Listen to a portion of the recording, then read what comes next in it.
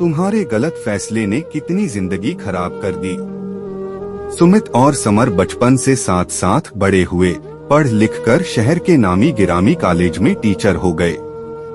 नौकरी मिल जाने पर दोनों ने एक छोटा सा 2 बेडरूम का घर किराए पर ले लिया। खाना बनाने और घर की साफ सफाई के लिए एक नौकरानी रख दी। दोनों दोस्त अपनी नौकरी और घर में मस्त रहते। आसपास के लोग उनकी दोस्ती पर रश्क करत। जहां सुमित धीर गंभीर कम बोलने वाला था, वहीं समर वाचाल, मस्त, बेफिक्र, चंचल और मजाकिया टाइप का। दोनों एक दूसरे से एकदम विपरीत होते हुए भी गहरे दोस्त थे। सुमित के माँ बाप की रोज रोज की लड़ाइयों से तंग आकर सुमित गृह कलह के कारण अंतर्मुखी हो गया था। इसी वजह से कम बोलता। बस जब वो और समर साथ होते तो उसके चेहरे पर हंसी दिखाई देती। समर की विधवा माँ पास के गांव में रहती। कभी कभार दोनों दोस्त उनसे मिलने जाते। वह समर के साथ सुमित को भी बहुत प्यार करती।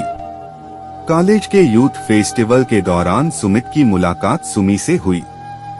सुमी एक संभ्रांत परिवार की बेटी थी, बहुत संस्कारी, सुंदर और सुशील। सुमी से मिलकर सुमित को लगा जैसे जैसी जीवन साथी की उसे तलाश थी, जैसी संगिनी उसे चाहिए थी, सुमी 100% वैसी ही है। सुमी महिला कॉलेज में प्रख्याता थी, अपने कॉलेज को रिप्रेजेंट कर रही थी। 2-4 दिन के साथ में ही दोनों को लगने लगा जैसे वे एक दूजे के लिए बने हैं। बिना किसी लागल पेट के सुमित ने सुमी को प्रपोज कर दिया। सुमी ने अपने माँ बाप से सुमित को मिलवा दिया।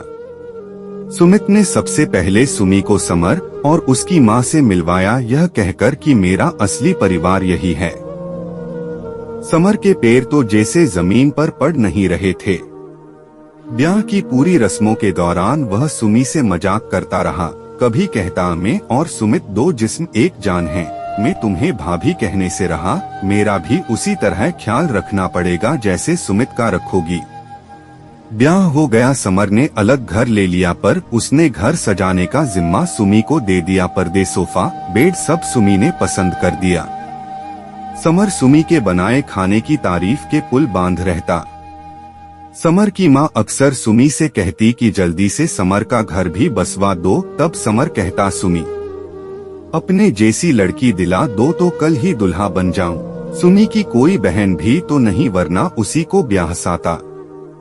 सुमी कभी कभी समर की हर वक्त की तारीफें सुनकर असहज हो जाती। समर मजाक करता तो सुमी की नजर सुमित पर जाती तो उसे लगता सुमित कह कुछ नहीं रहा, पर उसे पसंद नहीं आ रहा।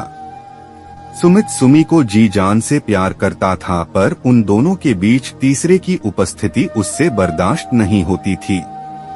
समर रोजाना ही सुमित के घर चक्कर लगा लेता था। फरमाइश करके अपनी मनपसंद डिश बनवाता और घंटों सुमित और सुमी के साथ समय व्यतीत करता। उसकी तो सुमित के अलावा कोई कंपनी थी ही नहीं।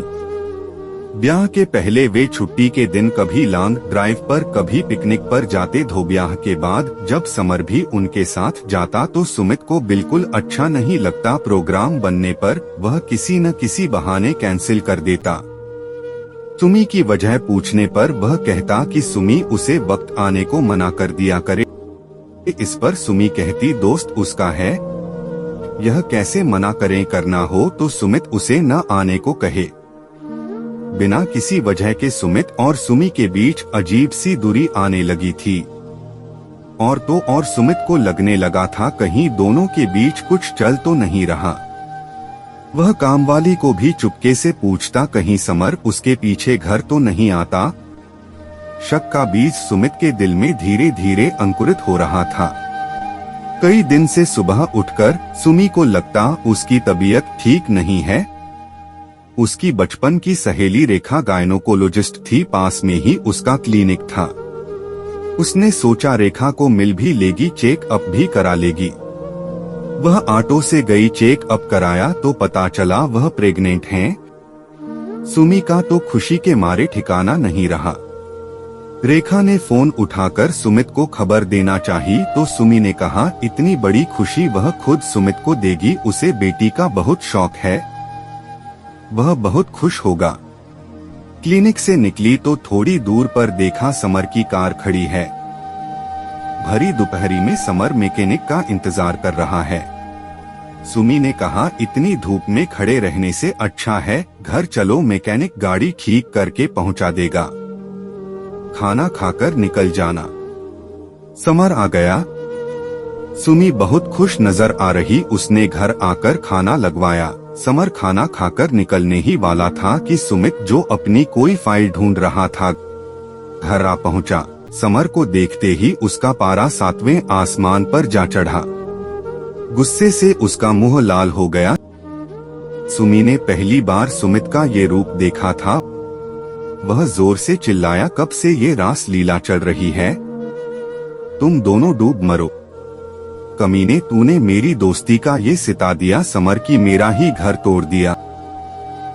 अब सब समझ में आ गया, शुरू से ही तुम्हारी नीयत खराब थी। निकल जाओ और कभी अपनी सूरत मत दिखाना। और सुमित ने समर को दरवाजे से बाहर निकालकर जोर से बंद कर दिया। तभी उसकी नजर डॉक्टर रेखा की क्लिनिक के लिफाफे पर पड़ी। खोलकर देखा तो सुमी की प्रेगनेंसी की रिपोर्ट थी। गुस्से से सुमित की मुट्ठियां बंध गई। तमतमाते हुए बोला, तो उसके साथ जाकर डॉक्टर के पास चेकअप भी करा आई। मैं मर गया था क्या? अब समझ में आया मेरी गैर मौजूदगी में सब क्या हो रहा था। खतर है मुझे और मेरे घर को छोड़कर जहां चाहो चली जाओ। तुमने मेरे प्यार और विश्वास से खिलवाड़ किया है। अब यहाँ तुम्हारी कोई जगह नहीं।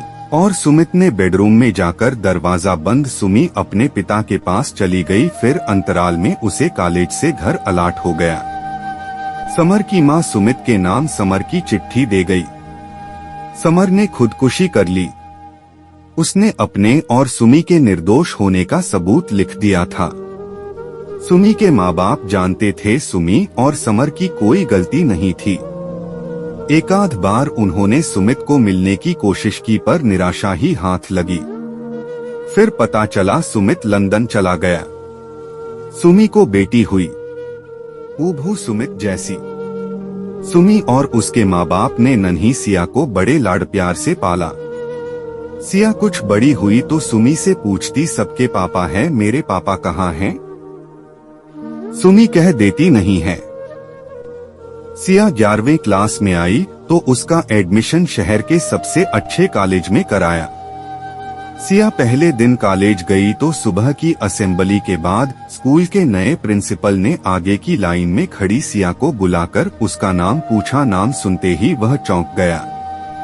यही नाम तो उसने और सुमी ने अपनी बेटी के लिए सोचा था।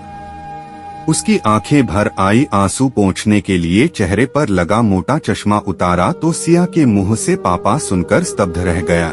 सिया ने कहा, उसने मम्मा के पास अपने पापा की फोटो देखी है, आप बिल्कुल वैसे हो, पर मम्मा ने तो कहा था मेरे पापा नहीं है। सुनकर सुमित दुखी हो उठा कि सुमी के लिए मैं मर चुका है। सुमित सिया को लेकर सुमी के घर आया। सुमी के चेहरे पर चश्मा और बालों में चांदी सी चमकती सफेदी के अलावा कुछ भी नहीं बदला था। वह वैसी ही सौम्य शांत दिख रही थी। सुमित को देखकर उसे आश्चर्य नहीं हुआ, क्योंकि नए कॉलेज के प्रिंसिपल के बारे में वह जान चुकी थी। अंदर आने को नहीं कहोगी? सुमित नॉर्मल होने की कोशिश कर रहा था। आया, मुझे माफ कर दो सुमी, मैंने बहुत बड़ी गलती कर दी। तुमने सिया को बताया उसके पापा नहीं है, क्यों? सिया ठंडी सांस लेकर बोली, क्या कहती कि उन्होंने मुझ पर शक किया और छोड़कर चले गए? क्या इज्जत रह जाती उसके दिल में आपके लिए? खैर, जो हुआ वो नहीं होना चाहिए था। क्या आपको नहीं लगता आपके एक बेवजह के शक ने कितनी जिंदगियां तबाह कर दी? मुझसे मेरा सुहाग छिन गया। सिया से पिता का साया, उसका बेहतरीन बचपन जो हम दोनों मिलकर उसे देते। समर ने जान दे दी। तुमने भाई से भी बढ़कर दोस्त खो दिया और उसकी माँ बुढ़ापे में दर बदर हो गई। एक हंसता खेलता परिवार कैसे उजड़ गया, कभी सोचा है? शक एक ऐसा कीड़ा है जो एक बार लग जाए सब कुछ खोखला कर तबाह कर देता है। जरूरत थी उसे वहीं खत्म कर देने की। सुमित रोने लगा। एक बार माफ कर दो, अपने घर चलो, सब पहले जैसा हो जाएगा। पर सुमी ने कहा, आपने मेरा विश्वास तोड़ा। मेरी जिंदगी तो आपसे शुरू होकर आप पर ही खत्म होती थी। आपने मेरे चरित्र पर कीचड़ उछाला, मेरा आत्मसम्मान इसे गवारा नहीं करता। आप सिया के पिता थे और हमेशा रहेंगे। मुझे माफ करें, मैं अब आपको पति का दर्जा नहीं दे पाऊंगी।